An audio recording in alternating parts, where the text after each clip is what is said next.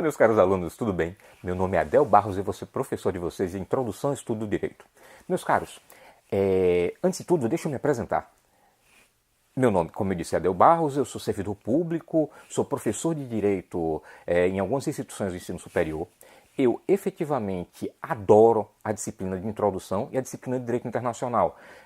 Sou mestre em Direito Público e sou doutorando em Direito Internacional. Vejam só, hoje nós vamos começar a tratar de Introdução ao Estudo de Direito. Introdução ao Estudo de Direito, meus caros, é daquelas disciplinas que nós vamos passar horas e horas conversando, porque é o momento em que vocês descobrem efetivamente o que é o direito. Na verdade, como é que esse direito ele consegue andar, como é que esse direito consegue ser observado pelas pessoas e como é que a gente entende os mecanismos básicos. Então, para começar a falar sobre direito, nós temos que falar sobre direito e sociedade, que é a nossa primeira aula. Hoje, falando sobre direito e sociedade, nós temos que começar entendendo qual é a finalidade de se estudar a Introdução ao Estudo de Direito. Fácil. É ter uma visão superficial, uma visão panorâmica de tudo aquilo que vocês encontrarão num curso de Direito. Essa é a grande finalidade da disciplina. Ela vai ter um lado propedêutico, ela vai ter um lado prático, ela vai ter, em suma, é a disciplina que demonstra para vocês efetivamente o que é esse tal direito que vocês buscam entender. Primeiro passo, o direito é uma ciência cultural, ou ciência social, como a gente gosta de dizer.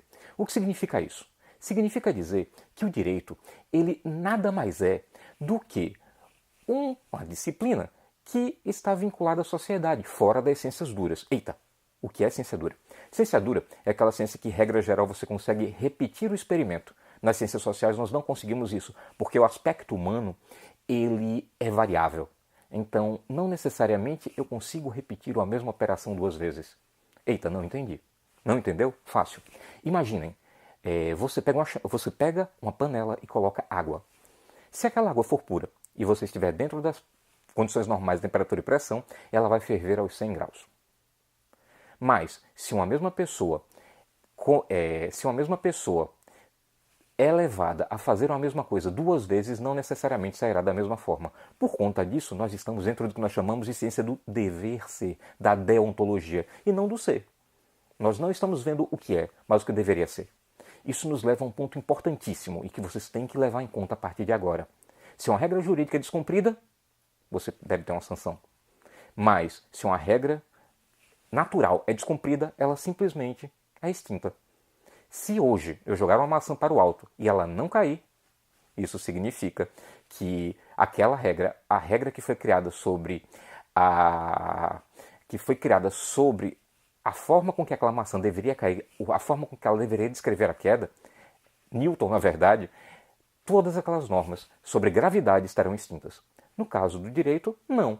Se uma pessoa mata a outra, a norma de proibido matar continua lá. Então, vamos lá, ponto inicial, não esqueçam. Ciência deontológica, ciência cultural, muito dificilmente nós vamos conseguir repetir o evento. Certo? Tranquilos? Eita, então, o que é esse tal direito? Nós passamos para um novo ponto. E esse ponto é um ponto bastante importante. Acepções da palavra direito. O que é isso? O que é acepção? Acepção, pessoal, nada mais é do que a capacidade, na verdade, as formas com que uma determinada palavra detém significados. Em outras palavras, significados da palavra direito. Professor, e para que isso serve? Por que eu tenho que saber essas acepções? Fácil, facílimo. Você precisa saber quais são as acepções da palavra direito, porque a partir daí você consegue construir seus textos, você consegue construir seu argumento. Lembre, o direito não é uma palavra com apenas um significado, tem vários significados. E qual é o primeiro significado que a gente pode tentar dar à palavra direito? Justiça. Pessoal, é muito comum que a gente tente confundir direito com justiça, mas isso não é novo. Direito e justiça são palavras que são confundidas há muito tempo. Na verdade, elas já foram sinônimos. Quando a gente pensa na formação do direito, no direito romano, direito era denominado ius, J-U-S. Alguns chamam de jus, mas à época o som era de i. Ius. O nome, inclusive, era escrito com i, certo? O nome ius se confundia com direito. Então, sempre que a gente falava em direito, a gente falava em justiça, falava em ius. Mas durante a evolução do direito, a palavra direito mudou de ius para directum. Directum. O que é directum? Directum nada mais é do que dizer o correto, dizer em linha reta. Daí também, pessoal, vai nascer o que a gente chama de jurisdição, jurisdiction. Jurisdiction, ou jurisdição, nada mais é do que a capacidade que você tem de dizer o direito em um determinado ambiente, em um determinado local. Então, notem como é importante a gente entender a origem dessa palavra direito no que toca ao jus, no que toca à justiça. Direito não é mais igual à justiça, ele é igual a dizer o correto. E daí também vai partir a nossa boa e velha jurisdição, jurisdiction, a capacidade que tem uma determinada pessoa de dizer o direito em um determinado local, o que nos leva a um ponto importantíssimo dentro do direito, que é o seguinte: o direito, pessoal, ele é um fenômeno temporal e territorial. Eita, o que é isso? O que é fenômeno temporal e territorial? Fácil.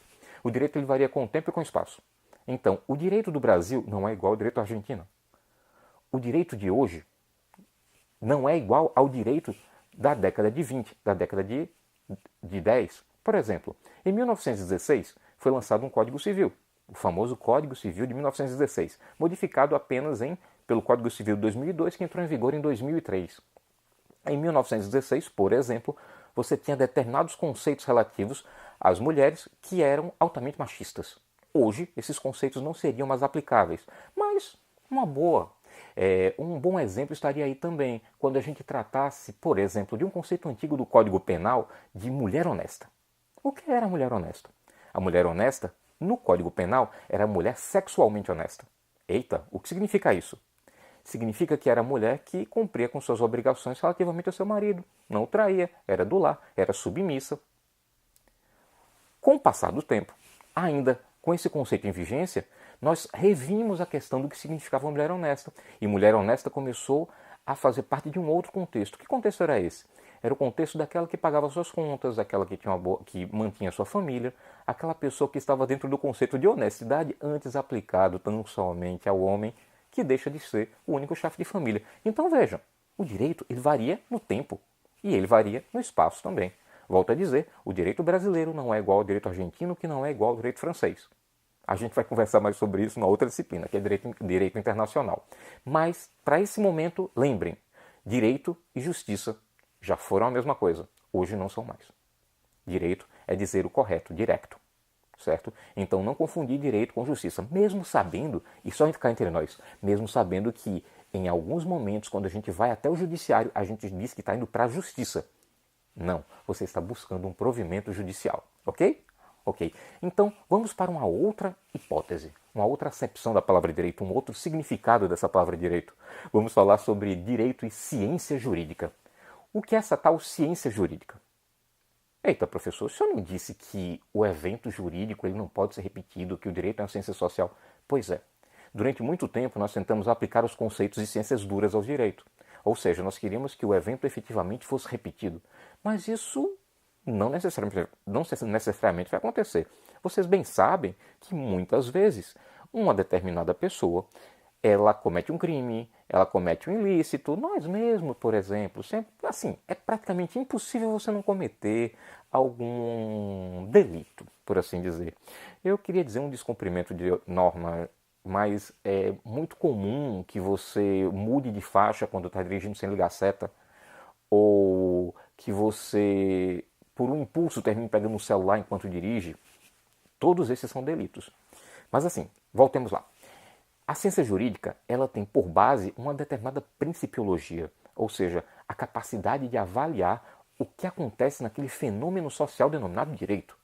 E como é que eu posso saber isso? Como é que eu posso fazer com que esse evento seja repetido?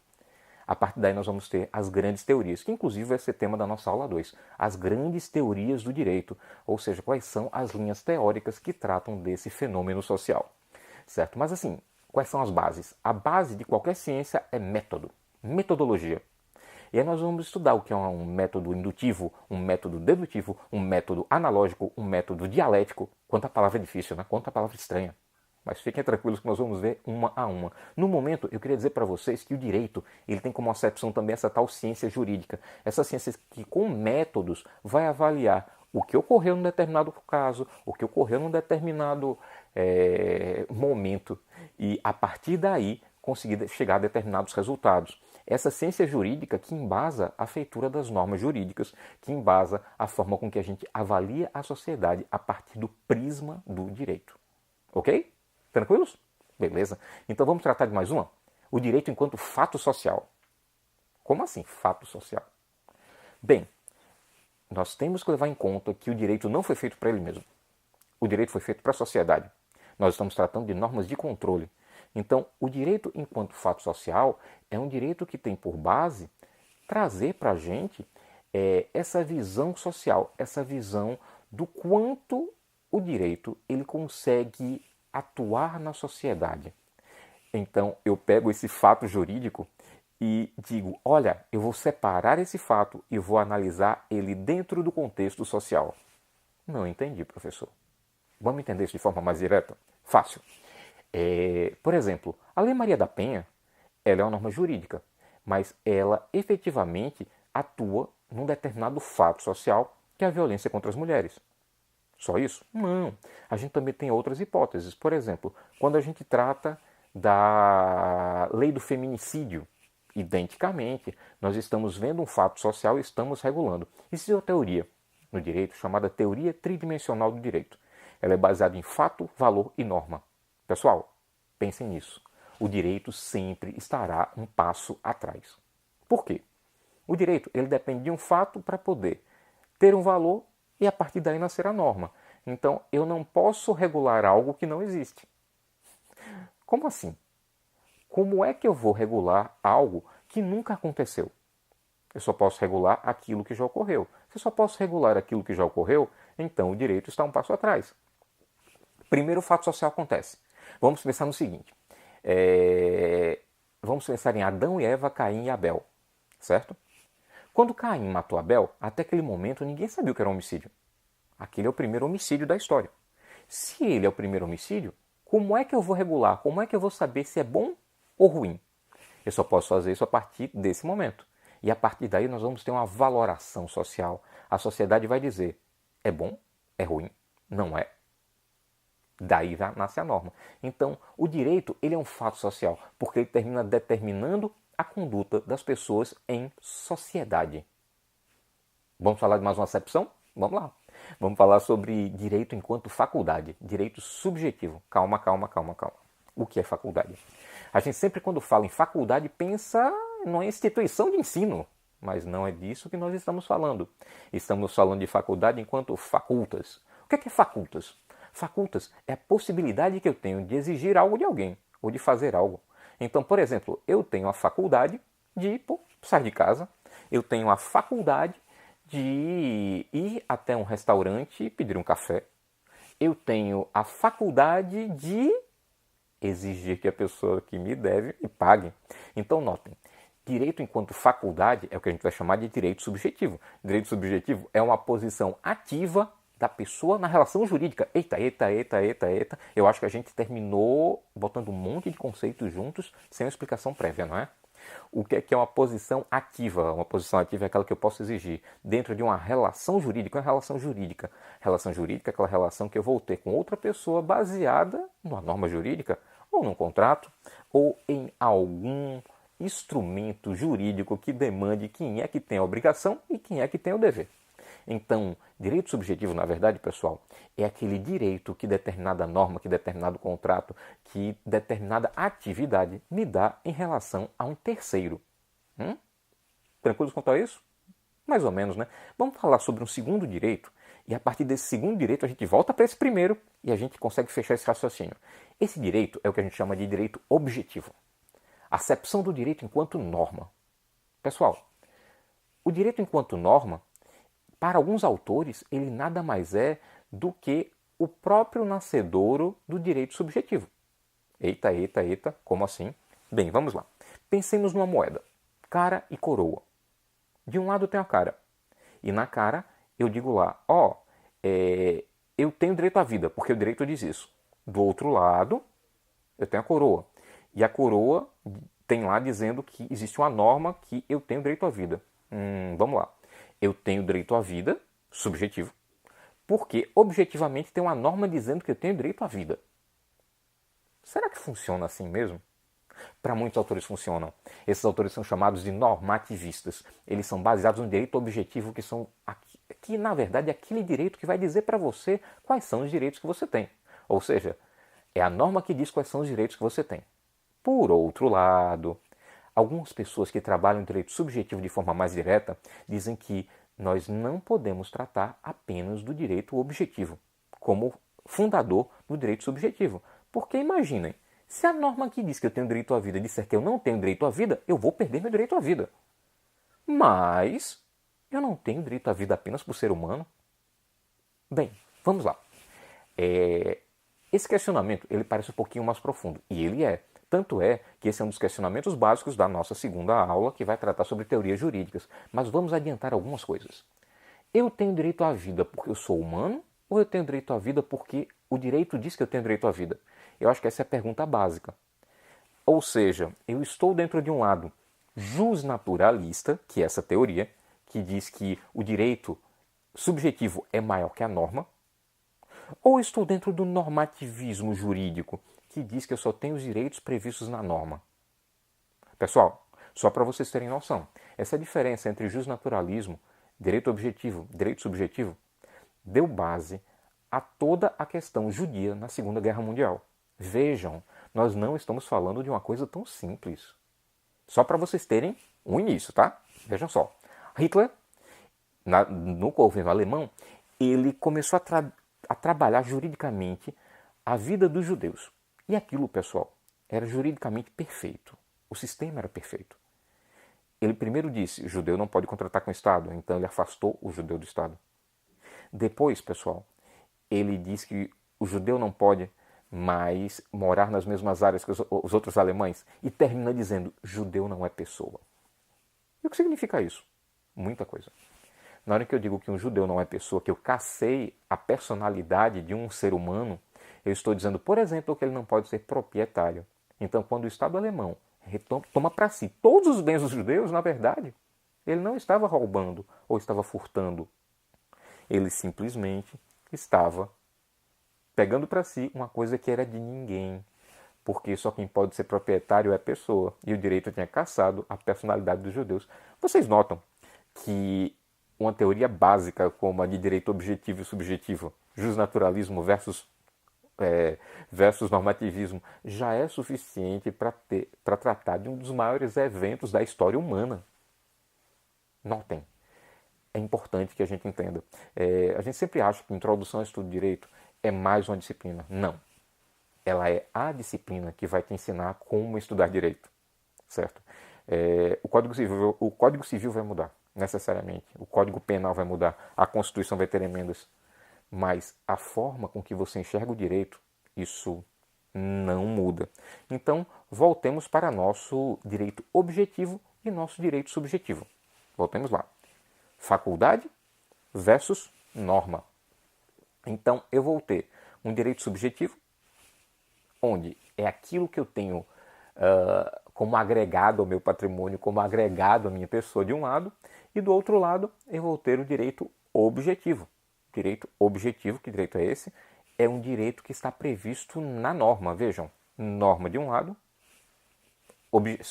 direito subjetivo do outro. Para alguns, volto a dizer, faces de uma mesma moeda, cara e coroa. Para outros, não. Para outros, o direito subjetivo ele sempre vai ser muito maior que o direito objetivo. Meus caros, essa diferença ela é base para que a gente consiga entender todo o contexto dessa disciplina. Veja, nós estamos tratando meramente das acepções dessa palavra direito. Nada mais do que isso. E só nessas acepções nós já conseguimos observar diversas formas de interpretar uma mesma palavra. Lembrem, se vocês querem tratar bem com o direito, se vocês querem trabalhar bem o direito, vocês têm que efetivamente tratar muito bem da questão dos conceitos, dessas palavras.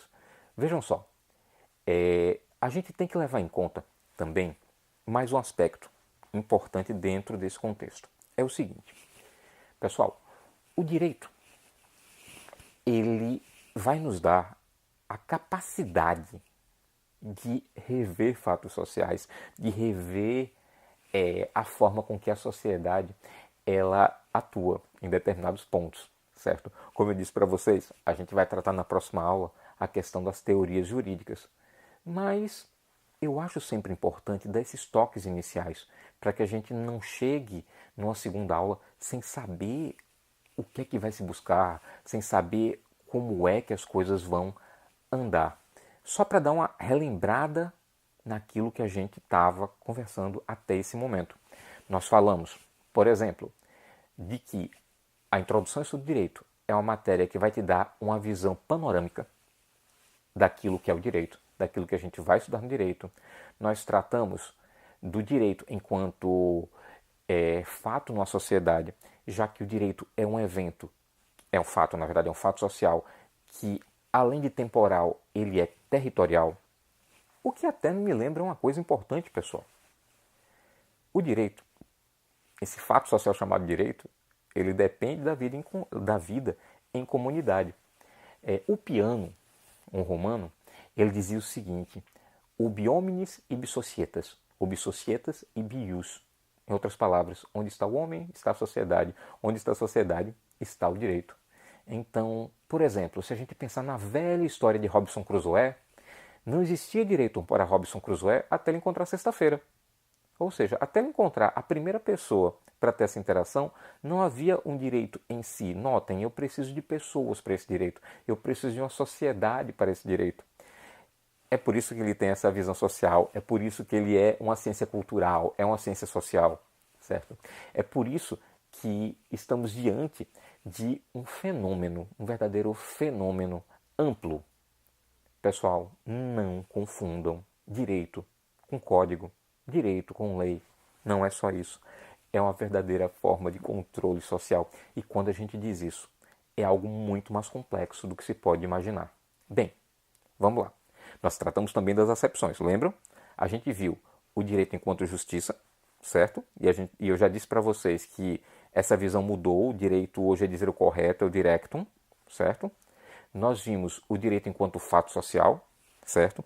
E quando a gente viu o direito enquanto fato social, eu disse para vocês que o direito ele é um fato social, ele regula a sociedade, mas ele também influencia nessa sociedade.